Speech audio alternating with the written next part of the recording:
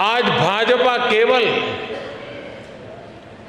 विश्व की सबसे बड़ी पार्टी नहीं है, बल्कि भाजपा भारत के सबसे फ्यूचरिस्टिक पार्टी है।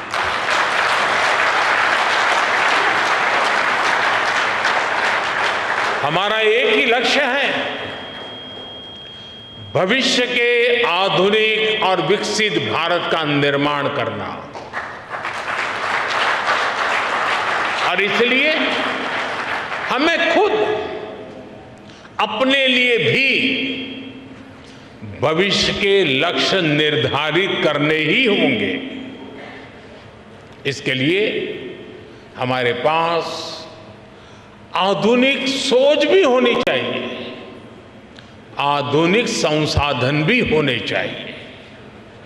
हमें भाजपा को एक ऐसी संस्था के रूप में विकसित करना है जिसके पास अगले 10 साल, 20 साल, 50 साल के लक्ष्य निर्धारित है। इसके लिए 3 बातें हर कर्तव्यनिष्ठ कार्यकर्ता, हर भाजपा सदस्य के स्वभाव में होना समय की मांग है, देश की जरूरत है। वो 3 बातें क्या है? एक है अध्ययन, दूसरा है आधुनिकता और तीसरा है विश्व भर से अच्छी बातों को आत्मसात करने की शक्ति।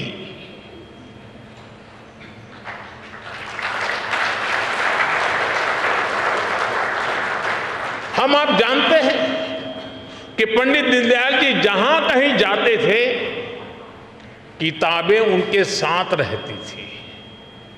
वो प्रवास में भी पढ़ते लिखते रहते थे। उनकी रचनाएं, उनके अध्ययन और बौद्धिक विस्तार की गवाह है।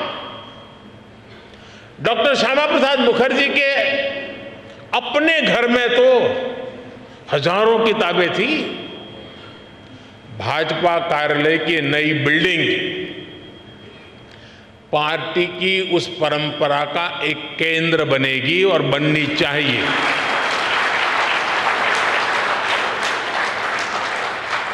यहां अध्ययन की व्यवस्था भी है, आधुनिकता भी है और विश्व भर का अनुभव प्राप्त करने की आकांक्षा भी है। मुझे विश्वास है भाजपा का ये आधुनिक कार्यालय निरंतर इन सपनों के लिए, इन संकल्पों के लिए, इस अदम्य इच्छा और उमंग के लिए अविरत प्रेरणा का स्रोत बनेगा। साथियों, हम भाजपा कार्यकर्ताओं के लिए एक गर्व की बात है कि हम सब जिस दल में काम कर रहे हैं, जिस दल के आचार, संस्कार और विचार ने हमें गढ़ा है, उस दल की और उसके कार्यकर्ताओं की आज विश्व भर में चर्चा हो रही है। आज बीजेपी की पहचान दुनिया के सबसे महत्वपूर्ण राजनीतिक दल के तौर पर होने लगी है। आज भाजपा की तुलना दुनिया की उन ऐतिहासिक पार्टियों से होने लगी है जिन्होंने अपने शासनकाल में अपने देश का भाग्य बदल दिया था।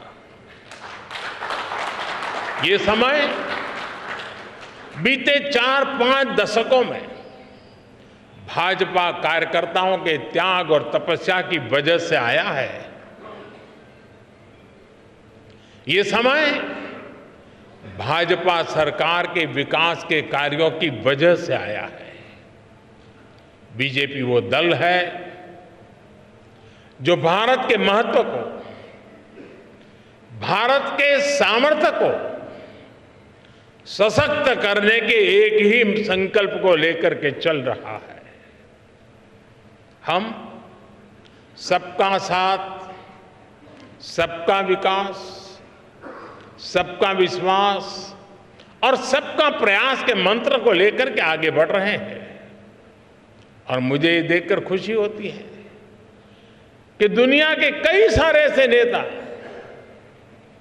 वो हमारी भाषा से परिचित नहीं है, लेकिन फिर भी वो ये सबका साथ सबका विकास मंत्र दोहराने का प्रयास करते हैं।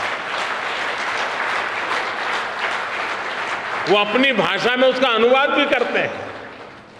साथियों, आज हमारा नॉर्थ ईस्ट सबका साथ सबका विकास के मंत्र का बेहतरीन उदाहरण है। नॉर्थ ईस्ट की आबादी में बहुत विविधता है। वहाँ अलग अलग समुदायों के लोग हैं। आदिवासी और विधायी समुदाय के लोग बहुतायत हैं। इस क्षेत्र के लोग भाजपा पर अभूतपूर्व विश्वास दिखा रहे हैं। आज नॉर्थ ईस्ट में भाजपा के 4 मुख्यमंत्री हैं। 2 अन्य राज्यों में हमारे गठबंधन की सरकारें हैं। इस सफलता का बड़ा श्रेय भाजपा के कार्यकर्ताओं को ही जाता है। भाजपा कार्यकर्ताओं के इसी परिश्रम की वजह से आज दक्षिण भारत में भी दूर दूर तक पार्टी का विस्तार हो रहा है। कर्नाटका में भाजपा इतने वर्षों से मजबूत स्थिति में है। आज भी हम नंबर 1 पार्टी है कर्नाटका में। तेलंगाना में भी लोगों का एकमात्र भरोसा सिर्फ और सिर्फ भाजपा है। आंध्र प्रदेश में लोगों का भाजपा पर विश्वास दिनों दिन बढ़ता चला जा रहा है। तमिलनाडु और केरला में भाजपा हर जिले में, हर बूथ पर दिनों दिन मजबूत हो रही है। एक भारत श्रेष्ठ भारत की भावना के साथ हो रहा भाजपा का ये विस्तार हमें सीटों के मामले में और वोट शेयर के मामले में सफलता की नई ऊंचाइयों पर ले जाएगा। लेकिन साथियों, मैं एक बात और भी कहना चाहता हूं। भाजपा को केवल उसकी प्रेजेंस और प्रभाव से नहीं समझा जा सकता है। भाजपा को जानने के लिए उसके स्वभाव को भी समझना जरूरी है। और भाजपा का स्वभाव है नूतनता, आधुनिकता। नूतनता हमारी निष्ठा है और आधुनिकता हमारी अवधारणा है। इसलिए बीजेपी केवल चुनाव लड़ने और जीतने के सीमित नहीं है। बीजेपी एक व्यवस्था है, बीजेपी एक विचार है, बीजेपी एक संगठन है, बीजेपी एक आंदोलन है।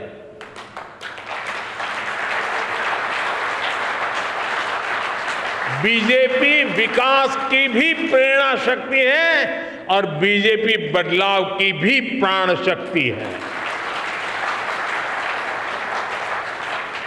बीजेपी ने सियासत की सोच को बदला है और समावेश के नए मानकों को जन्म दिया है।